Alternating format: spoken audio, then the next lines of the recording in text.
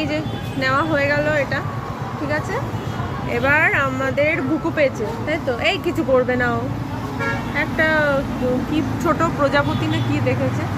তা আমরা এসছি, দেখো চা অ্যান্ড সুট্টা, এই দোকানটা এসছি। অ্যান্ড এখানে অর্ডার দিলাম 2টো চা, আর আমি আর রাকা অর্ডার দিলাম স্যান্ডউইচ, না ওটা আমি আর বাবা, আর তুমি খাবে স্যান্ডউইচ, আর বাবা অর্ডার দিল পাওভাজি।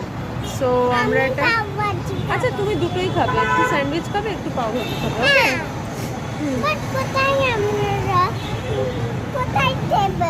টেবিল, এই যে এই একটা টেবিল আছে, এই যে এটা।